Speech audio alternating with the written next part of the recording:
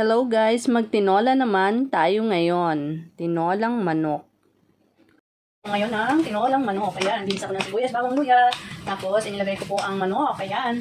At atin pong sinasangkot siya ang manok. Ayan, niluluto po muna natin ang manok. Ayan guys, at susunod na po natin ang ating water. Ito na guys, maglagay tayo ng water. Maraming sabaw, mas masarap mag-cook ng sabaw. Yan, kasi medyo okay dito ang panahon. Medyo ulan-ulan. Yan, napaka-windy. Ito guys, ating pong pakukuluan. Yan, takpan. Ito na guys, kumuha na itong ating manok. Ganyan, nalagay na po natin ang sayote.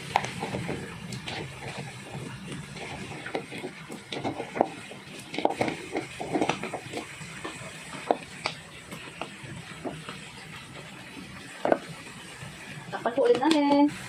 Yan guys, at pagkatapos lalagay natin ang sili. Yan, hintayin po natin kumulo. Timplahan po natin guys, lagyan natin ng konting asin. Yan. At saka ng paminta. Wala akong ano, kaya durog na lang. Yan. Haluin po natin. Yan, at takpan po ulit natin hanggang maluto ang sayote. Yan guys, nilagyan ko po ng cubes. Yan, hinalo po natin ng konti hanggang sa maluto ang sayote. At pagkatapos saka natin ilalagay itong ating malunggay. Yes guys, ito na. Yes. Okay na po itong ating sayote. Tikman natin guys. Lamig tayo. Sarap. Ngayon, ilalagay naman natin ang malunggay. Nagpampahaba ng buhay. Full of benefits po ito. Makukuha natin sa malunggay guys.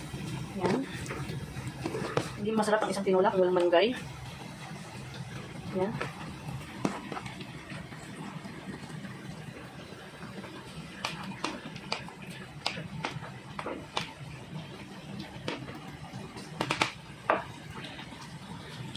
Yan guys, eto na. Okay na po itong ating tinolang manok na may sayote at malunggay. So yummy.